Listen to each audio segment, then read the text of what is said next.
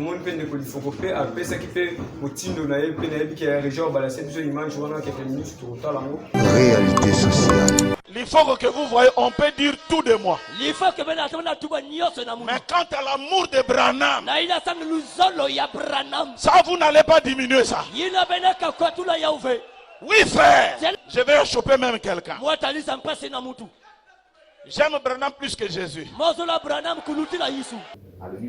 moto akolinga papa na ye kolekanga bien mama na ye kolekanga azali te moto akolinga mwana na ye kolekanga bien kolinga mwana ya mobali bien ya mwasi kolekanga azali te. C'est-à-dire pour te dire clairement que non, le branhamiste bazali te. Réalité sociale. Réalité sociale. Bonjour chers téléspectateurs, balandisango ya émission la biso réalité sociale. Oyo ezali moko ya émission na bino bolinga makasi bozelaka na bandako. Toyambi lelo toza béni par l'homme de Dieu le prophète Jordan Senga. Donc topesa papa mbote. Bonjour papa. Bonjour mon frère Mardoché. Papa bonne santé. Oui, Mikolo Belé toza en direct lelo na chaîne na biso. Toyambi o papa bana kin bazozela basango bana poto bazozela basango. Toyebi ke lelo kwa toza béni na l'homme de Dieu. Tozozwa ba directive etali biso vraiment lelo. Lolenge moko na papa to éviter ceux qui papa za prêt pour to banda na biso masolo na biso. Non, monsieur bien, toza présent so toyé pour na yango pour za devoir na biso oyo nzambe apesipe établir biso on a pour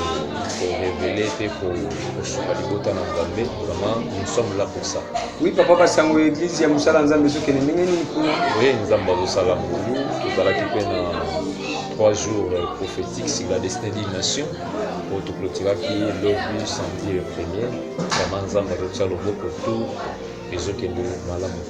Merci beaucoup. Je profite à l'occasion pour saluer les enfants de Pierre Anguilère. On a fait si bon on botte bisika zali pour toyambi papa na bango a tobi que tout ça béni le lot papa zo pas sur la vraiment makamoda mo mingi makamotani boka papa vous allez mission na biso et les caca partout dans le monde les États-Unis bazolanda biso partout en France na Afrique ici bazolanda biso toyebi que le lot total la mambotal ba homme politique na ba homme de Dieu. Maintenant il y a des rolinga mingi to bana ba homme de Dieu parce que toyambi pe musala nzambe le lot toyambi politicien te mais toyambi de musala nzambe. Oui papa toujours mona ba nungu ezo le kana mboka makambo etali papa na biso voici l'homme o ba bengi na kombo ya François Mutombo. Papa zaki na mode déplacement to éviter s'il y a communauté plutôt communauté lokola et sangana bongo ezalaka malamu ba avantage na ba désavantage ya communauté zali. Merci beaucoup. Je pense que tozolanda makambo nyonso ba réalité nyonso ndenge za ko se passer dans la communauté ACK. Oui. Le problème en est que dans la communauté en des fois nous les hommes de Dieu pour to s'affiliaka ou to s'adhéraka dans la communauté to zangaka nanu pour comprendre pour les abastati il y a la communauté. Tu vois, même avant de signer quelque chose, il faut y contenu les alliés dans carte. C'est ça. Parce que il y a certaines choses que tu pas pouvoir dans carte il mission, tu peux dans carte l'église na biso, un sous représentant légal mais tu dois réaliser qu'en quelque sorte lorsque aussi on s'adhérer autant qui bien t'es na t'es bolingo rosala nango pour penser que non en réalité que tantôt lobby et vous en avez réalité la diversité moi vraiment pour moi personnellement bah avantage mingi ya communauté surtout ezalaka kala ba communauté ya kala ezaki na ba impact ezaki na ba avantage et ba communauté bazo pesa pe ba port na ba cellule na bango de façon que bango ne se ba émerger. Mais aujourd'hui, en réalité, nous avons des communautés déjà pour se retrouver plus et les qui bénéficient de l'église, de la cellule, au lieu que la cellule ait bénéficié de la communauté. C'est-à-dire, en quelque sorte, vraiment pour moi, je ne vois pas vraiment l'avantage de la communauté sur le plan. Il y a l'État ou converti moko et makambotani mikanda tout comme ça, mais à ce qui concerne vraiment en réalité que bénéfice boye. En tout cas personnellement pour moi, nous avons vraiment avantage dans mon sur le plan administratif ou ya makamba mikanda l'État tout comme ça. L'année je vois souvent avantage dans. Merci prophète Jordan balalisango émission na biso qui papa na lobby yé vraiment ba avantage na vraiment pour na mikanda kaka mais oui papa to yebi que ba mususu na communauté ba sa deraka mais il y a d'autres gens dans la communauté à botami wana l'église wana et sengeli pasteur tout prophète moko a kende ko installer quelque part à côté déjà directement la communauté, mais il y a d'autres gens à peine église naé azana pour ma mikanda to mo na lelo mikande comme moi passi le mona ke aloko a dit kuna direction na mikande za facilité na ça déré kuna pona za facilité mikanda pona ba complication pona l'état na éviter na kawana et ces communautés ça peut vrai faut monter ça déré ou bien faut bota ma église wana pour vivre bien la communauté. Oui, que ça déraka en fonction quand on est dans le lobby et ça sur le plan administratif pour la mikanda. Tu vois. Maintenant, ce qu'on réalise le lot, la communauté, la communauté est les autres la spiritualité. Donc, ça dit en quelque sorte, on remarque que la communauté, quand on la communauté, ils ont des dénominations où ils vont porter par rapport sur le plan juridique. C'est ça. Donc, il y a une communauté. Mais en des fois, dans la communauté, tu dois réaliser que non, les gens ne sont pas communiqués, ils sont dans le lobby, ils sont s'adhérer, ils sont s'affiler. Donc, ça dit, tant qu'ils sont s'affiler, c'est-à-dire, à cause de l'anaïe, à ça chrétien, même les gens dans la victoire de Jésus ou Pierre Angulaire, je peux aller dans l'église catholique, dans s'adhérer, mais dans s'adhérer, la doctrine n'a pas monté. Mais nous s'adhérer juste quand on a couverture sur le plan administratif. Donc l'État ce qui a eu, vous voyez, c'est ça. Maintenant en réalité, vraiment la joie, vraiment l'ilagis n'a pas monté. Mais n'a pas la biso a un problème mais aux à la grave bongo. Donc c'est-à-dire, ezala mutabotami na kati ya ministère wana.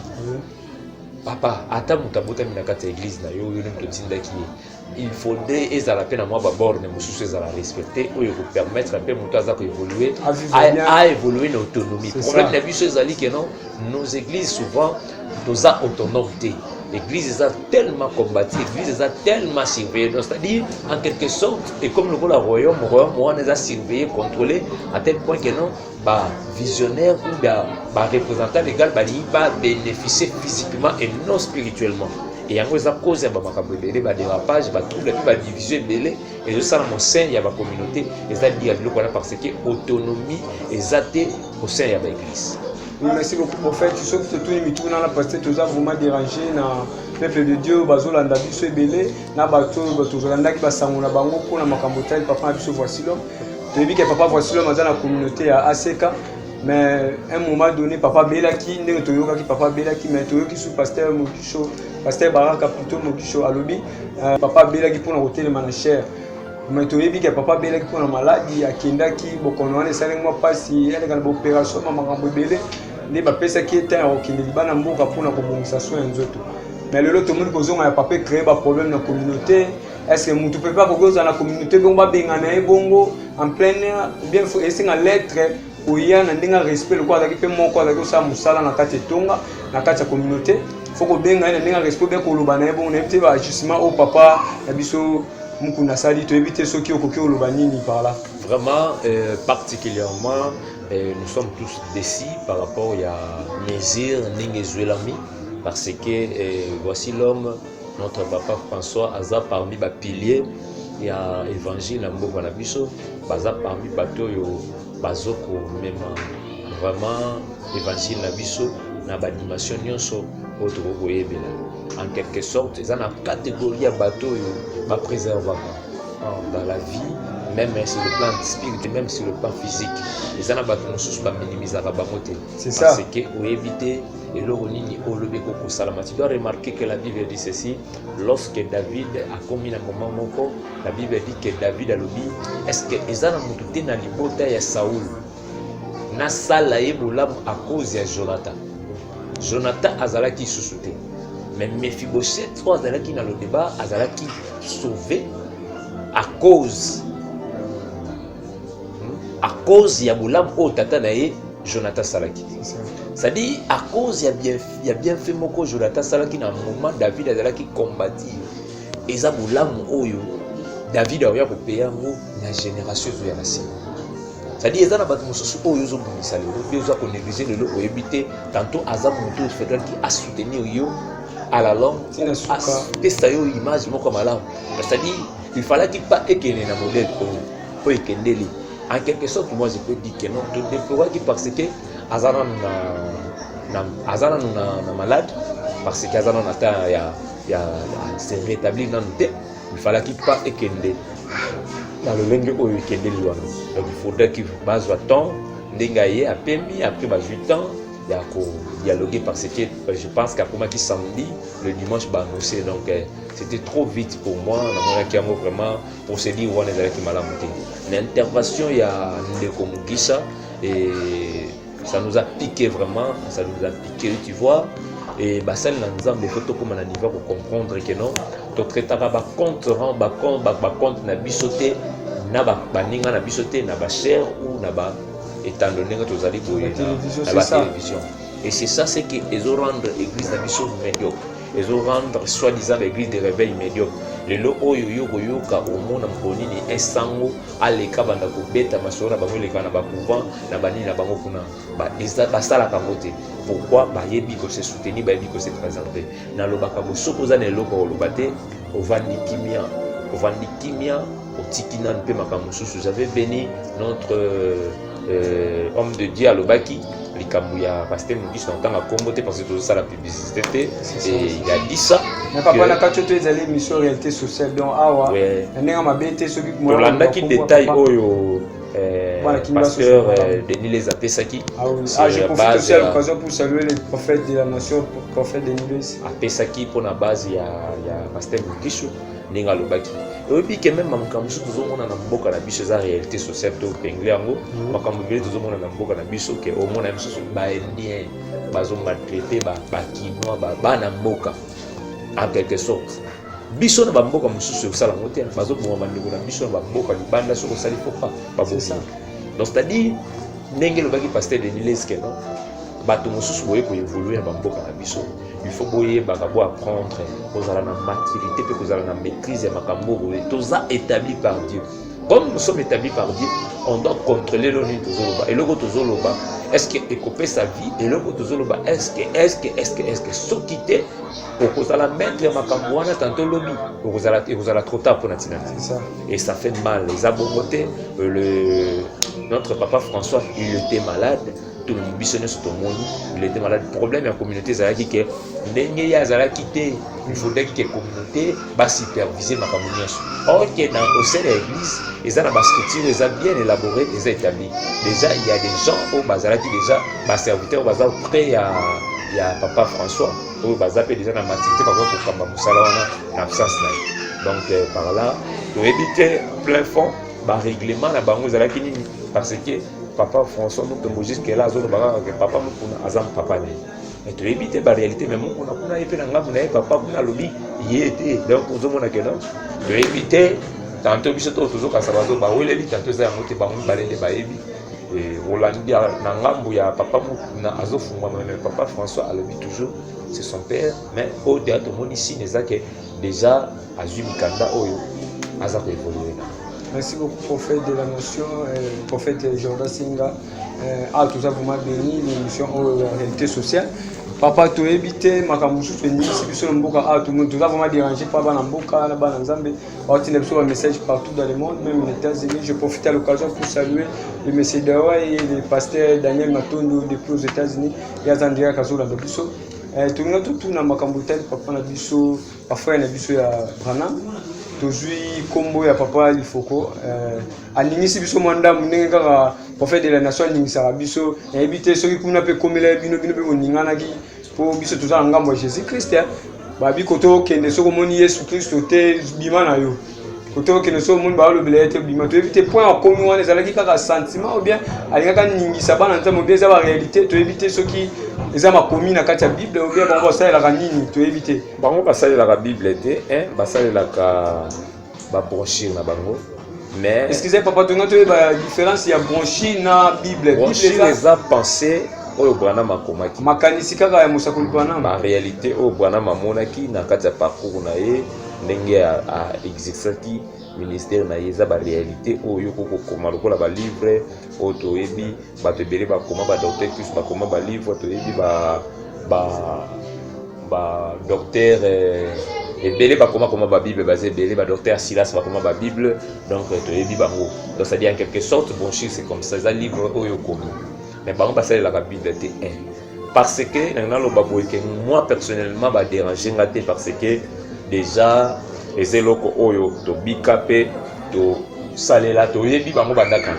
parce que chaque minute il frère il faut ko ami bombaki parce que batebele basukinde lelo ke il faut kozaka panamiste na banzembo na ye to yoka ka to betaka to anda ba misu bando kanisaka za panamiste te so isa ka pasteur na bwana mazo ndima te mais lelo ndi nzamba permettre que non ba bimisa identité na bango et to na kingate parce que zana bana baza église ya message za divisé en plusieurs parties ezana ba obandima ba polygamie ezana ba obandima ba bwana médier mais ils ont le comment inquiété parce que surtout dans Matthieu chapitre 10 le verset 37 la Bible dit celui qui aime son père ou sa mère plus que moi n'est pas digne de moi et celui qui aime son fils ou sa fille plus que moi n'est pas digne de moi. Alors Bible moto akolinga papa na ye kolekanga bien maman na ye kolekanga asa dignité moto akolinga mwana na ye kolekanga bien kolinga mwana ya mobali bien ya mwasi kolekanga aza dignité c'est-à-dire pour te dire clairement que non le branamiste baza dignité comment bako kolinga branam kolekanza bon, c'est pratiquement impossible yango moto za pena ba image je crois régir ko balancer biso image ya ndeko lifokonda lobaki pe il pas en raison parce que papa tant que la Bible awa mais tout le monde peut ne kolifoko pe a pesa qui peut motindo na ye pe na bi que régir balancer biso image wana quelques minutes tout temps lango il faut que vous voyez on peut dire tout de moi il faut que ben atona tuba nyose na mu mais quant à l'amour de Branham na ina sang luzolo ya Branham ça vous n'allez pas diminuer ça ina benaka kwa tula ya uve oui frère je vais choper même quelqu'un moi tali sans passer na mutu j'aime Branham plus que Jésus mozola Branham kuluti la Yesu. Oui, papa, tu sais pas ma casse, mais tu as une question, tu as souka vraiment, tu comme que j'étais déjà une émission à Bisso. Le lot a tu sangani na carte église la victoire de Jésus-Christ. Oh, papa, le prophète Adam a passé ce espace, tu peux se sumbo te décider à Zali Zambaba Telae, na banane se tourne à la victoire. Tu as là qui le lot, na sima caméra na Bisso, na frère Sylvain, bango équipe de Stamboula Malam. Papa, tu as un problème, il y a pasteur de Nilis. Tu éviter confrère. Tu vois, tu as un comme ninga na musala ou abonzambe.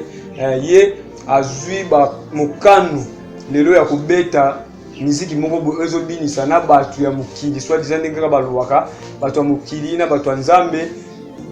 sikoyo batu wana ya beti miziki ezobinisa na bango na biso batu tozanga mo Jésus Christ to ebite a passer message pas na bango na biso yazana azo passer message pour na banani na ebite moi idée pour na kopesa pour na moi sango malamu et tel biso vraiment je pense que merci pour la mutuna wana mais ce que je peux te dire c'est que le prophète de Nilez aza parmi les piliers l'évangile nzambe na mboka na biso o mutu moko ko boya ngote baba memi ba porteur ya ba vent ya minene na mboka na biso oyo alors en quelque sorte on peut dire que non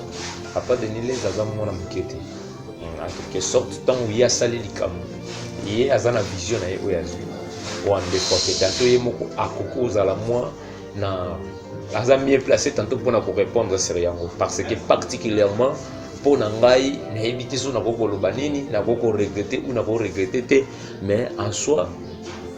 moi na mukie ndi ayebaka tantôt te loko azosala mais mukolo ayebi ndenge na osala ya lobi ke non message na ye na banzembo azobeta yango ezokende kozwa bato na libanda bapengwa bakota na kati totala nanu tantôt résultat na soki kozala ndenge nini papa tokati te mais tomoni ebineli ya nzembo wana toyebi te ezozwa vraiment bato ezokotya bango na Christ obe ezozwa bato ezobimisa bango na Christ parce que ebineli ya nzembo eza vraiment bien te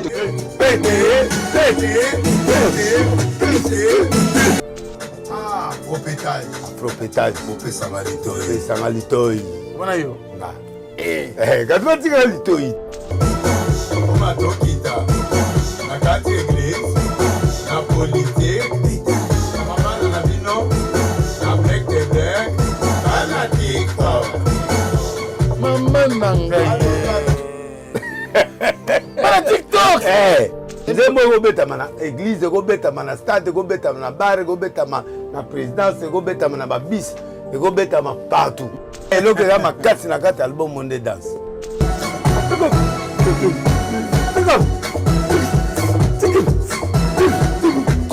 Solo ndio nanoka. Mutuka. Tantôt les a bestré à l'obéi na biso na landi tantôt tout ça la réaction dans bien sûr que bibi babignon na bolenge ne suppose extrait tantôt tant le compliment et vous allez na moi alors beza na ba message na kati o wana ne sezo beta ma wana za ka extrait donc tout cela na ndenge ko bima comme ça on va voir to remarquer peut-être ko détecter si source nango ezani. Oui, chers téléspectateurs, prophète Jordan Lobby, tu peux une chance d'autres termes, tu peux savoir le papa Denis, chance toi au Kaina, nous assis ça nous azan pour ça, un sous message bon ça dedans et bon même na carte tu peux ça peut ça malamu et pas na biso ba nzambe na ba o ba bunga nzela ba zo nzela et malamu balanda. Oui papa tozala ki na yo tozaki beni na yo mais tu éviter ba sango ya ba programme église za ndenge nini etongezo voler comment tu éviter tozala ma milulu ma bon sezali sous pour kuna na éviter nzamba zo sala lo boko vuma nzambe ezali lo kona nzamba chai lo komoko na carte na yo aitiza ba sous puissamment na éviter ma ngwa bezali na éviter milulu ezali o be ba programme église. Non tozala ba programme normal tozonga ba programme normal parce que tozala ki na séminaire tout ça qui lobby et c'est la destinée d'une nation deuxième édition et tout le programme normal mercredi jeudi vendredi na 17h30 et ainsi que le dimanche na 9h30 qui est action de grâce le 9h30 à 12h30 donc tout ça na l'activité sauf qu'à ba programme normal il y a tout ça pour évoluer dans oui papa na vous allez vraiment déranger ma capacité pour ce comme la sous émission la biso et comme on a moi tamo boto bomba daka o place wana na comme moi déranger pas bana o nzambe balanda biso na ba sango mususu bande ko mususu balanda sango malamu ko le place wana balinga kango moi mingi to comme na tamo pour la réalité sociale donc o veut comme la biso sikoyo faut papa peut à la biso be moi nzela pour bino za batu ozala ki wana biso ozala kwa ba idole total la rabino. Donc c'est ça, tout ça, tout côté mouké na bato abandé comme ça moukibi awa, tout moni confrère na biso mususu héritier watanabe, yé azo kota makambu vraiment ya seni na ebité classe atangi des hommes mais même panzi wana obende na ba ambition azo sala malamu ou bien azo sala mabe. Bali bazwa mutu wana ba ko tena kati obende. Bon, je ne sais pas en quelque sorte, je peux dire que non, ceux qui ont vocation, les attendent bien à comprendre que le sala c'est bon pour lui ou en des fois ils ont un résultat ils ont la réalité bien quoi sinon malam et après c'est chance donc je ne sais pas par là ce qui a postulé ou comment bon ba idée na ezali to yebi ambition te mais du moins ndenge zo kota makambo ngo ndetira za mutu ta derrière tout tindaye to éviter ils sont capables de moi na mboka pe bonga tout ça musique moko boye akoki otambusa ne mboka za mabete bato nyonso baza na initiative ya kotambolisa mboka même tozoloba awa na 2023 même les hommes de Dieu on doit se retrouver dans le parlement pour tout ça là parce que tout ça a besoin de changement donc ça dit ceux qui montent à na bonne volonté ya kosunga mboka azana bonne volonté ya kotambusa mboka papa yo luka ba député nyonso to votaka ba mbuleleki lelo ba ya ga sur l'église bakoma kana batante mais en tant campagne nde bazana batant ya yo mona biso donc ça dit pour moi je peux dire que non en des fois kotala que na bato basambela kana bato to benga batamuki bana compassion à bato auto benga batamuki soit disant mais bazana compassion à bato ko legana ba chrétien bango ko bazoyo kana na kati te papa yango totali lelo tomoni frère na biso Kofi lisusu papa na biso Kofi na papa na biso Félix Oazé quoi na moni bazaki na ba problème vraiment bazaki sérieux mais auto yebi bango ti to ko to na ba âge mais lelo bazo beta musique place moko mais quoi bon bino bana nzambe bino basala nzambe bo ba losala makambo ante parce que yebi ba kususu ba l'écran na TV mais ba yo kana raté pasteur on a pasteur biso to yebi to tanga kombo te mais to yebi ba yo kana raté mais par là siko to yebi te bana bazo te ya peuple de Dieu bana bazo te ya na yebi te bango de bazo te bino basala nzambe de bazo te ya c'est ça c'est qu'on appelle auto benga que ça signe ya bâton ya temps de la fin tous à lolo parce que la Bible dit ceci que c'est poussé par l'esprit que les hommes parlent de la parole. C'est ça. Surtout vous comprenez que molimo ngo tiki biso zo lobela biso surtout comme que le belande ba pagano to benga ba pagano en quelque sorte bango ne baza inspiré ya kozala toucher convaincu que non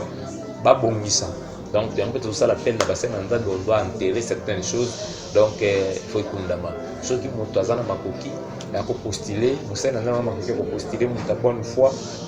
En tout cas ma désert. Merci papa, prophète Jordan Senga. On était bénis aujourd'hui avec l'homme de Dieu, le prophète Jordan Senga. Il a représenté à Pierre Angulaire, l'église de Talibiso na Mondovision na Pompage. Kuna yé mutasala ramusala yenda zali titulaire yenda zali papa kuna na pesi bana na nyonso tumboto bazolanda biso les frères Trésor, les frères Meshak, évangéliste Lili bato nyonso basaka musala kuna département protocole oyo ezokamama na sœur Lorette aza lokola présidente na bango nalinga bango mingi parce que basala musala bien na pesi lisusu mbote epai ya sœur Christelle oyo azali moko ya bayembi kuna les frères Jackie, les sœurs Jackie et les frères Manassé bango bazosala musala malamu kuna na papa die toso na botani te bato bazosala musala malamu mpona mambo etali nzambe yango moni fo tozala reconnaissant quand même ya kopesa bango su longoni ya kotambola malamu mpona musala oyo mpe napesi mbote na bato bapesa biso espace awa tozalaki béni lisusu epai ya pasteur et prophète Emmanuel Ada toyambaki semaine passée lelo toyambi prophète Jordan Senga nayebi ke makambo ezali oyo eza ndako na yo papa émission na yo réalité sociale awa soki bamakambo ezali ya kolobela papa mpona makambo etalemi etonga nzambe awa na kati etonga la victoire bapesi biso espace oyo toza mpe béni lelo ya journal lelo prophète autaki mpe losambo toyebi ke lelo kobima na ye awa azopambola biso na baéquipe nyonso to esalaka mosala awa et je profite à l'occasion pour saluer aussi ma maman maman abotanga maman Thérèse Bilia la dodo place azali nzambe apesa esu mikolo ebele napesi mbote na badirigeant nyonso tu etonga la victoire de Jésus-Christ maman visionnaire et papa Célestin azali koa conseiller napesi susu mbote na bato basaka mosala na kati etonga la victoire kwa ba protocole ba département nyonso tu bato bateyaka intercession bango bakoba kaka na losambo mpo mosala nzambe eza pasi mingi papa na mosala bopona oyo yango moni mpe bana wana fo kopesa bango kalongonya nzambe apesa bango makasi ya kotambola bango oui papa ezalaki émission na biso ete réalité sociale émission malamu oyo eyambaka bato nyonso tu toyebi te basango nini ya suka obe mbota suka mpona bana nzambe oyo bazali na etonga la victoire oyo bazali na Pierre Angulaire pour koki opesa baconfrère na mosusu mpe baza na bambeba lokola baencouragement na baconseil oyo etali mosala oyo bosalaka oyo. Merci beaucoup Yaoloba, merci na yo parce que opensaki na biso ainsi que cette émission réalité sociale nzambe pambola ngo kende sous liboso et je bénis encore l'homme de Dieu le prophète Adam Timba et na pesi mbote bisika zali et nzamba pambola je bénis ma femme maman Sharon avec ma fille Ofranel nzamba pambola bango je bénis l'église prophétique la victoire de Jésus et maman de Luca la visionnaire je bénis l'église la Pierre Angulaire la Bosanité Sœur Niclette nzamba pambola et frère Trésor bango nyonso otangi bango déjà basé belé nzamba pambola bango na pamboli frère Sylvain azana sima bilili nzamba kanisa ye ainsi que sa femme aussi nzamba sala grâce vraiment conseil ezali kaka que non tozonga na maloba na nzambe et la parole de Dieu c'est notre clé oyo kokota biso na royaume na ye donc to servir nzambe na dignité to servir nzambe na crainte pour expérimenter on est dans nzambe vraiment na pamboli mingi et l'homme de Dieu Mardoché nzamba bon sur le délai okende sur le bosso na kombo na Yesu. Merci beaucoup papa. Oui na kokoko bosanté Thomas Ange bisika zali na boyina memanga mbopa Thomas Ange yango mona pesi pembo te na papa memela bisika no zali c'est un frère na makasi ya Pierre Angulaire na pasteur José nzamba memela papa memela bombo te vraiment na pa ngai na sepeli makasi ko yamba papa na ebike basango misusu ezali to kolemba te ko benga papa lokola répondre à l'invitation na biso to kolemba te ko benga papa ayo sur la suna biso pambola bana ya réalité sociale oyo tosala mosala na ntina état nzambe. Merci papa tokoko telema mpona mot de la fin nayebi ke koyamba mosala nzambe ezali bénédiction mpona biso papa koko okende boye te malgré tobandaki na prière te mais je crois toosisa na prière babi vous aimez la fin des choses qu'elles sont commencement le souka eleki bandeli lokola toza na suka depuis que papa wabeni biso tana losambo ya suka po eyeba ke biso toyambaki nde mosala nzambe ozali prophète Jordan Senga nzambe apambola biso awa na nsima papa. Merci tobondeli Seigneur na bene kombo na yo mpona faveur osali totraîner dans ta présence kozala yawe na bombo ekambwile invité na tongo lelo na émission oyo nzambe na bombo réalité sociale na déclaré ezala béni na béni mon frère Mardoché na mungu ya loboko na yo na béni batelespectateur nyonso na mungu ya loboko na yo bazala béni de partout balandi biso nzambe bapambola bazali na baproblème moi oyo ya octobre ezala mois éclairage ya lumière ya bénédiction pour la gloire de son nom na kombo Yesu Masiya sike tokita nzambe moko mpona kokristo kochanger kobénir mbota na yo nyonso ekokisama pour la gloire de ton nom semaine na bénédiction na béni peuple na yo na béni mboka Kongo na béni bakonzi ya mboka Kongo nyonso mpona gloire na yo toboni loba mosantu. Amen. Amen. Merci beaucoup papa.